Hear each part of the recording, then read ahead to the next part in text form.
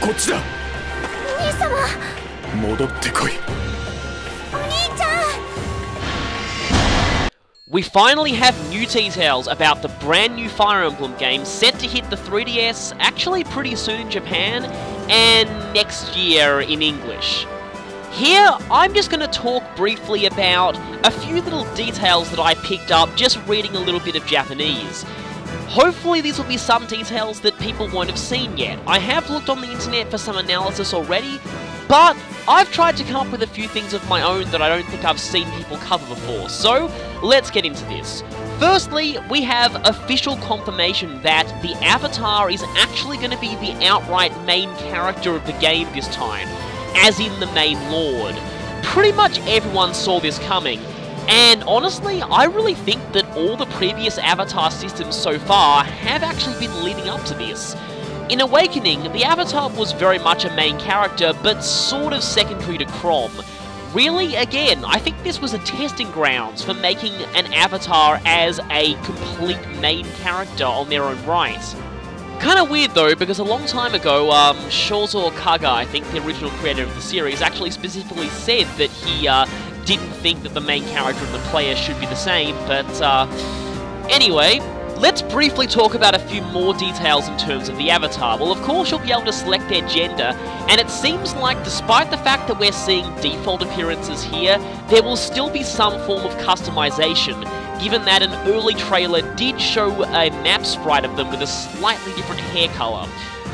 Though this time it looks as though their class may be fixed, though we don't know if the reclassing system from previous games is even going to return here, so we can't say that for sure.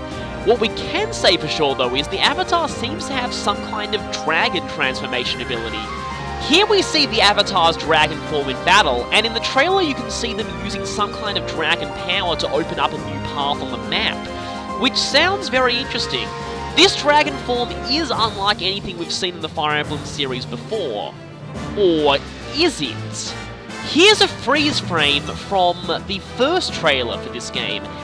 The one where a mysterious entity is choking the blue dancer. Now, look closely here. Doesn't this look a lot like the dragon form of the new Avatar? Interesting. Now, we can't really say for sure what this is or not, although we can say that the dancer's clothes are white in this particular version of events. So, in one storyline, will your Avatar end up going against the dancer girl? We can't really say for sure, but we do know that this here, well, let's just say the Avatar's dragon form is probably going to be pretty significant. Personally, I've actually been wanting a Manakete Lord in a Fire Emblem game for a very long time, so I'm actually quite glad that we've got one now. Only one more thing to talk about as far as the Avatar's concerned is look at their armor. Notice how there's both black and white design elements on it, which signifies their role as being, well, you know, connected to both nations and having a role in deciding the fate of both of them. Speaking of which, many people also pretty much guessed that we'd be able to choose our side in this game. So let's talk about that. Well, I don't want to discuss the nature of the choice system in much detail, simply because we don't know much about it yet. However, I'm going to just show a few brief details from the little snippets we've got of each route. And firstly, I'm going to start with Hoshido. Now, in Hoshido, it seems this character is going to be important. Now, unlike the other character, well, I mean the equivalent character for the other nation, we don't exactly know a name for her yet. We might, but we're not entirely sure. There's a character name drops a certain name later that I'll talk about eventually. But from her appearance, perhaps she's the Avatar's birth mother. It wouldn't be too much of a stretch. She basically says, "I'm glad," in the trailer. Possibly she's glad the Avatar has come back home. Other characters from this nation include Ryoma. I'm pretty sure that's his name, yeah, Ryoma. The red lobster samurai that people have been talking about before. Now, his dialogue here is actually very interesting if you can read Japanese. He says here, "I am Ryoma, your brother." Yes, he's introducing himself as the Avatar's brother. Now, whether that means, you know, more like kin or not, I'm not sure. Or whether or not they're actually really blood related. Possibly. But whatever the case, this guy considers the Avatar their brother, Possibly, I'm willing to believe that they might actually be their real blood brother, whereas the Avatar's family in Nohr are their adoptive family. This is actually kind of interesting, and has a lot of implications. Now, this guy is also very important in terms of their country. Now, whether or not he's just a general or an actual ruler is ambiguous, but other characters do refer to him as Sama in dialogue, which implies that he's pretty important, like I said. We have Hinoka next. Now, from an earlier trailer, we know that she's a Pegasus Knight. Now, here we see her crying into the Avatar's chest, saying, we meet again, and basically getting all flustered and emotional. This has a few interesting implications. So obviously she's very distraught about the Avatar's absence and is incredibly relieved to be meeting them again. Now, this can mean one of two things. Either Hinoka is an implied canon love interest for the male Avatar, or at least a possible love interest. Or, considering her similar hairstyle to Ryorma, she could be a relative of his, and thus she'd be the Avatar's sister. So we don't really know about this yet, but certainly she definitely has some pretty deep emotional connection to the Avatar. Oh, if she turns out to be an implied canon love interest, oh please don't let her be massively hated by the fanbase the way Sumiya was. As far as other Hoshido characters go, we have Kazahana, who for the most part seems to be a Myrmidon. This, person, judging by their voice and appearance, I was really not sure whether they were a girl or an extremely bishonen guy. But I think they lean towards female because they're called Tsubaki, which I'm pretty sure is a girl's name. They look like they're a lance user from this picture though. But we already have a Pegasus Knight, so... And they don't look heavily armoured enough to be an armour knight, so are they possibly a soldier or halberdier? I would really love to see that class returning. We then have Saizor, who seems to be a man of few words and looks like some kind of thief or assassin type character. Possibly some kind of ninja maybe, a new class perhaps. We also have this girl who is named Orochi. Yeah, Orochi. That's a very bizarre name for a female character who's completely on your side. But here's something interesting. She's calling out Sakura-sama, which implies this Sakura person is very important and is urging them to be careful. They seem to be some kind of bodyguard to them along with the ninja guy, and that may or may not be very significant. Now, from some footage it looks as though Orochi might be a bow user as well. Now, this red-haired character there, who's not the one speaking by the way, is Sakura. And she looks to be some kind of staff user, and she's the one who calls out brother to the Avatar for this side.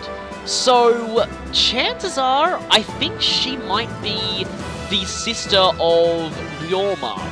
And that seems to imply something. Given the way everyone refers to Sakura as Sama, and given how these characters seem to be bodyguarding her, my guess is that she's actually some kind of princess of Hoshido.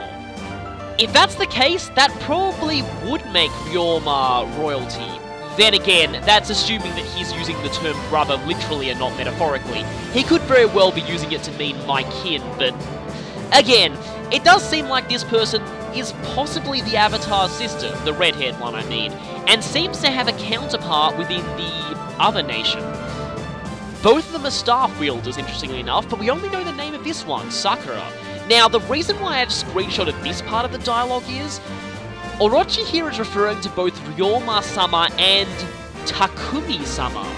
Now, Takumi is a name that we haven't seen attached to anyone else in this trailer so far. Could that be the name of the girl that we saw earlier? Probably not. Why? Well, Takumi is actually a masculine name. If that's the case, maybe this is referring to the father of Sakura, possibly Ryorma as well, and possibly the Avatar. Maybe the king of this nation. That's just a guess, but we haven't seen that name ascribed to anyone so far, and the Sama after their name implies they're very important, so... Again, my guess is that might be their king. That's pretty much all the info I have on this side, but now let's talk about Nohr. Firstly, we have King Hammy Hands, definitely not a villain. Yeah, this guy, well, when you look at this guy, your first thought probably should be, and I thought Gangrel was unsubtle. But there is something interesting about this guy. We've actually seen him before. In the first trailer, it's a blink and you miss it moment, but you do see this guy sitting on a throne, behind a painting of the two armies at war in the past, and notably, just before the blue-haired girl starts dancing. So, from the looks of things, she might be dancing in his castle. Interesting, I'll talk more about that girl later, because she's probably the most mysterious thing so far. But anyway, we have seen this guy before.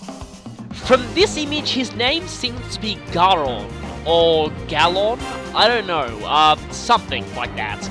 And he definitely seems to be very important to the Nohr nation, and totally not evil. Now, something really interesting about this guy is, I have this belief that he's actually the father of the blonde-haired paladin. Well, it would be kinda obvious if that was the case, but there's a line from the first trailer that seems to hint at this. In the first trailer, Marx, or we don't know how his name is pronounced yet or localized as, seems to be saying something here. Now that nan te koto o, I think that's saying along the lines of, what did you say? It's used a lot in some things that I've encountered, but the second line is the most significant one. He's saying, that doesn't mean my father is evil. Now, very clearly, someone just accused his father of being evil, and he obviously takes offense to that. Now, this isn't 100% confirmed, but I think it's pretty heavily implied that father is in fact King, definitely not a villain. It would make a lot of sense. I mean, well, that guy probably gets called evil all the time, given how he looks. But chances are this paladin is in fact that guy's son, which has interesting implications for that faction's storyline, and I'll talk more about that later. Also on the Nohr side, we have Camilla, who appears to be the aversa of this game. She does seem to be taking quite a lot of concern for the Avatar though, and treats them like family, so, I mean, yeah, she proves that characters who dress skimpily might not always necessarily be 100% evil. Another interesting thing about her is the official site shows her wielding an axe. I would not have guessed that by her appearances in the trailer, but it looks like she's going to be an axe user, which is kind of interesting. Now, there are a few more characters for Nohr, but we don't know their names yet. There seems to be some kind of blonde, black-armored mage, or possibly mage knight, and the girl with a staff who calls the Avatar's sister during the big confrontation. It seems like this girl is going to be the counterpart to Sakura, but we don't know her name yet. We also don't know the guy's name yet. We do know the one on the left is Camilla though. So we don't know all that much about the Nohr characters at this point, only that, again, there seems to be a maid, which is interesting because we haven't actually seen any magic users for the other side yet, and another staff wielder, who serves the role of the Avatar's surrogate sister. There's only one more Nohr character that we might know. Now, this hasn't been 100% confirmed, but it's very, very likely. Felicia the Maid. From the looks of things, she wears mostly black clothing and has a Western-style name, so she does seem to be part of the Nohr nation. And judging by her dialogue here, she's saying, "Wake up, Lord Kamui." Because it's morning. She's basically giving him his morning wake-up call. Now, yeah, if Kamui, aka the Avatar, was raised by Nohr, this makes a lot of sense, so I'm pretty sure that Felicia is, yeah, part of Nohr and not Hoshido. But whether or not she'll actually be a battle unit or just an NPC, we don't know yet, so not a lot we know about this person yet. That's kind of all we've got for the Nohr side for now, except for a few interesting story details. Now, they say that the storyline of Hoshido is going to be more similar to a traditional Fire Emblem game, where you're fighting against an invading nation. However, it seems like the Nohr storyline is going to be a bit more complex, and a lot of people were worrying that the Nohr side is going to be, oh, we're all pure dark evil, oh, mwahaha, we want to take over everything. But from the looks of things, that might not be the case. There seems to be implications that King, definitely not a villain, is actually going to be an antagonist for both storylines. While in the Hoshido storyline you'll be fighting him directly, in the Nohr storyline you'll be fighting against him from within his own country and attempting to revolutionize them. So it actually sounds kind of interesting. It's like you've got two approaches to the classic invading nation in Fire Emblem games. Either fight them directly, or attempt to reform them from within. It seems like the Nohr storyline is going to be about taking a country that looks to be completely evil at first glance, and actually proving there is good in them, which actually sounds like a very interesting concept. Apparently it'll be more difficult than the average Fire Emblem game as well. Now, this does kind of worry me that it's presenting itself as a whole lot more unique than the Hoshido storyline, which is more traditional Fire Emblem. It worries me that people will be less interested in the Hoshido storyline. And that's the thing, I honestly don't know which of these two is going to be more popular yet. It looks as though among Western fans, the Nohr storyline and faction is definitely more popular. But, again, I'm going to have to see, because if I ever do end up covering this game, I'm really not sure what side to pick. I'd normally want to go with the more underappreciated one, but at this point I can't tell which one will be. Before I talk about how the two versions of the storyline actually work though, because we do have confirmation from the Japanese version, but I want to talk about one more thing that I noticed in the trailers that I find actually pretty interesting. So we have this image right here, which is fascinating for a whole ton of reasons. Firstly, the player character's pair-up partner seems to be using some kind of mace, a new weapon type. Secondly, and here's something that's quite interesting, you'll notice here that there's a +5 bonus for being paired up. Now that's to critical, if I can read the Japanese kanji correctly, but here's what's so interesting about this. In Awakening, the minimum pair-up bonus to hit critical or critical evasion was 10. 5 is obviously less than that. That means that, as a lot of fans have been clamouring for, the pair-up system has indeed been nerfed in some way. A lot of people are going to be very thankful for that. But there's one more way in which the pair-up system seems to have been kind of, well, the overpoweredness of it is going to be a little bit mitigated. Look at the enemy side. Notice anything? Yep, they're making use of pair-up too. This is something that I really wanted to see in Awakening, and I'm very glad they're actually doing it, because this is going to add a whole new level of depth and complexity to the battles. If the enemies can pair up too, that's really going to change how you approach things. Let's just hope it's nowhere near as broken as your version of pair up was in Awakening, but again, enemies that use pair up, I always wanted to see that in Awakening, so I'm very glad they're exploring that possibility here. One more thing. We have this incredibly awesome piece of artwork from the official Japanese website, showing the Nohr side on one hand, the Hoshido side on the other, and in the middle, there's the dancer girl wearing her white version garb, holding a lance? That's interesting, because earlier trailers seems to imply that she was purely a dancer and not a combatant, but here she's using some kind of a lance. Now, considering that this lance has a big sun gleaming on it, and it's in between the two factions, perhaps this weapon is going to be very, very important. And here it seems to imply that this girl is pretty much the key to linking the two factions together, and possibly the key to achieving peace between them.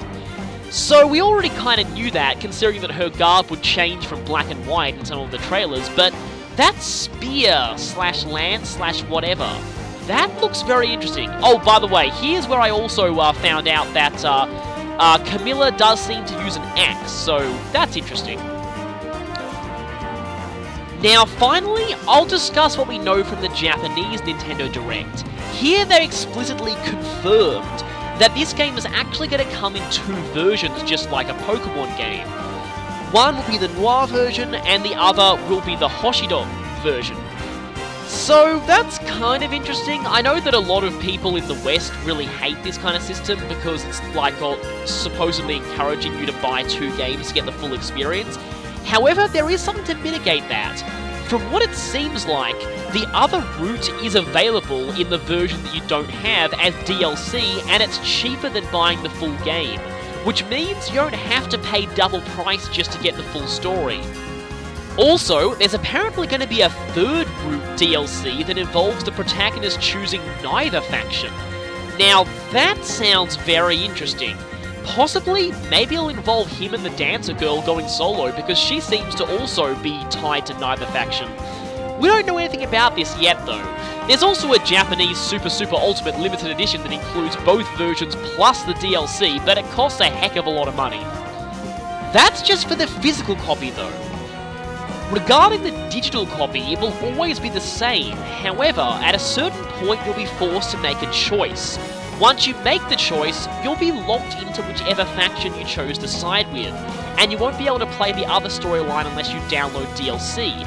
But the really interesting thing about this image taken from the Japanese site is that thing there. From the looks of it, your choice will happen on Chapter 6 of the game.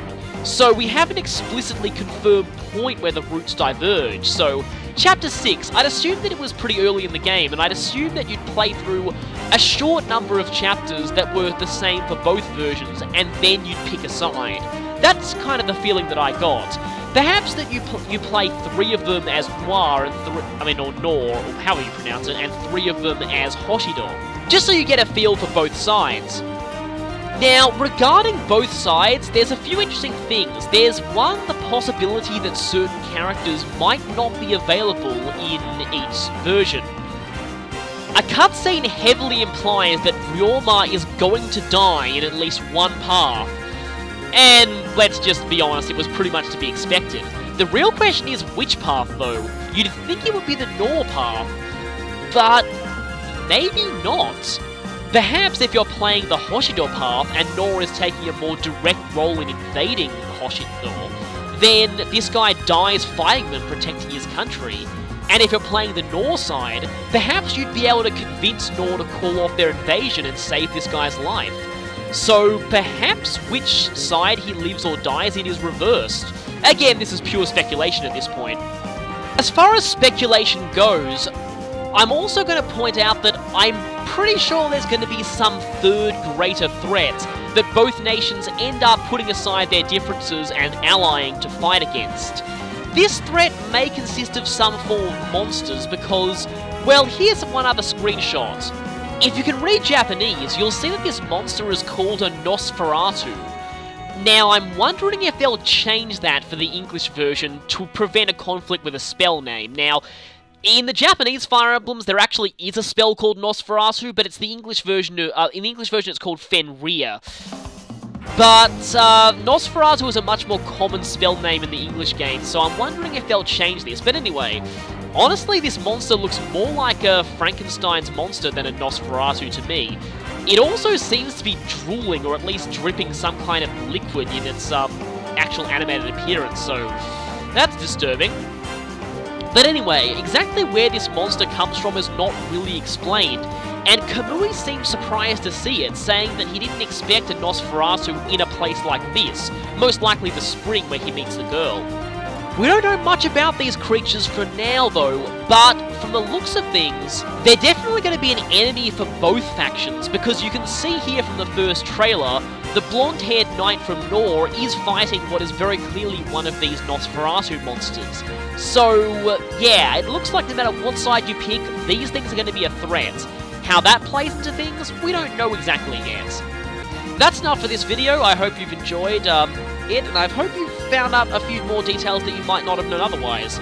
Anyway, I'll see you next time for more Fire Emblem Awakening.